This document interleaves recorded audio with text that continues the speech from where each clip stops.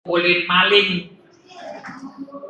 Mukul itu mukul apanya? Jangan pipi.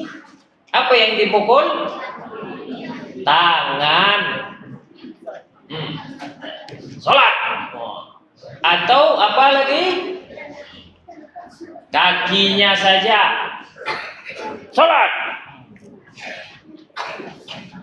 Tapi jangan pula pakai besi. Pakai apa? Pakai kayu sama aja. Pakai lidi saja. Tapi gertakannya yang gertak, seakan-akan biar ketakutan anak itu. Sholat. Kalau sudah umur berapa tadi? 10 tahun. Kalau hidup 1000 tahun,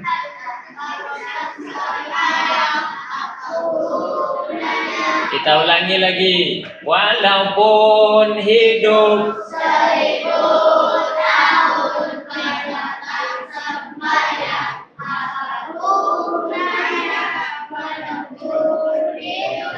1000 tahun kalau tak sembahyang apa gunanya? Duh aduh Siti Aisyah, mandi di kali rambutnya basah, tidak sembahyang, tidak di dalam kubur mendapat dosa. Siksa. Dosa. Udah dikubur kok dapat dosa. Dikubur nggak ada dosa lagi.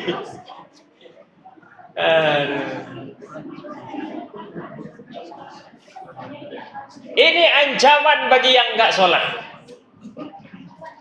Kalau sudah masuk kubur, dia tidak sholat selama hidup, sampai umurnya 60, 70, dikubur dia kena siksa.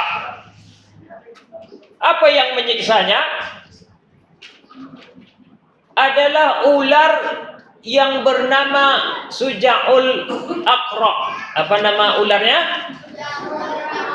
Suja'ul Aqra. Nanti pas datang malaikat Munkar Nakir, ditengoknya lah ini mayat nggak pernah sholat, langsung datang siksa kubur. Ular Suja'ul Aqra. Suja'ul Aqra. Matanya berapi-rapi. Mata ular itu berapi-rapi. Dia punya kuku pula ular itu. Kukunya terbuat dari besi. Kepalanya gundul. Kepalanya apa? Gundul, botak. Tidak punya rambut ular Suja'ul itu. Matanya berapi-api, kukunya dari besi, kepalanya botak. Apa kerjanya? Dililitnya lah mayat yang tidak mau sholat tadi. Remuklah mayat yang tidak mau sholat itu di dalam kubur. Sampai kedalaman 70 hasta di dalam bumi ini. Itu ancaman bagi yang meninggalkan sholat. Ancaman yang kedua, ketika Nabi kita Muhammad sallallahu alaihi wasallam Isra wal Mi'raj, lalu Nabi melihat seseorang yang memukul kepalanya dengan batu yang besar. Pecah kepalanya. Lalu diutuhkan lagi, kembali lagi kepala itu. Dipecahkan lagi dengan batu besar. Pang! Pecah lagi, meleleh darah. Kembali lagi kepala itu. Itu saja kerjanya. Pam, pam, pam, pam, pam. Lalu apa kata malaikat? itu orang yang di dalam hidupnya tidak mau sholat, maka dia kerjanya menghancurkan otaknya sendiri, kepalanya sendiri. Dipikirnya hidup ini tak perlu dengan sholat, padahal sombongnya paling sombong adalah sombong kepada Allah. Jadi sholat itu agar kita menjadi hamba. Jadi sholat itu agar kita tidaklah sombong. Kenapa? Karena kita ini butuh Allah. Ancaman yang ketiga, di dalam surat Al-Maun dikatakan, wawailul lil musallin alladzina hum an salatihim sahun alladzina hum yura'un wa yamna'unal. Artinya, maka neraka wil untuk orang-orang yang sholat. Alladzina hum an sholatihim sahun. Dia sholat tapi dia suka lupa. Udah jam berapa ya? Udah maghrib lewat atau masih ada nih waktu maghrib? Wah, lupa dia. Udah jam berapa ini ya? Udah jam 3 nih, saya belum sholat zuhur. Sering kali dia melalaikan sholat. Ini akan dapat ancaman, yaitu neraka wil. Inilah 3 ancaman bagi siapa saja yang meninggalkan sholat.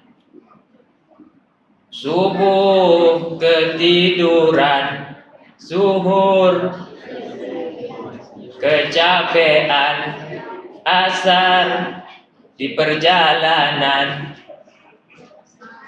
Banyak alasan kita. Ada saja alasan kita. Subuh masih ngantuk, zuhur masih sibuk, asar masih OTW, maghrib capek, isya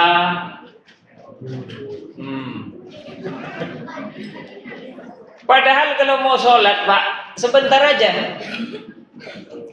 Paling lama sholat itu berapa menit, Bu? Bu, berapa menit sholat itu, Bu? Sholat maghrib aja lah yang sering kita lakukan. Berapa menit sholat maghrib? Berapa menit? 3 menit sampai 5 menit. Tergantung supirnya. Kalau banyak ayatnya sampai mungkin 6-7 menit. Jadi kalau inna a'toina sama kul huwallahu ahad, insyaallah laju itu. Makanya bagi yang baru-baru taubat, saya menghimbau supaya enggak berat sholat itu. Sholatlah yang ringan-ringan saja dulu. Cobalah dulu sholat maghrib, kemudian coba lagi sholat maghrib dan sholat isya. Kemudian kalau mau lagi tambah sholat subuh 2 saja. Gak usah dipaksa, gak usah pakai panjang-panjang ayat. Nanti baru coba lagi sholat zuhur, pas baru terakhir lengkapi dengan sholat asar. Pas ya, Islam, isya, subuh, luhur atau zuhur, asar dan maghrib. Gak ada susahnya kalau kita mau.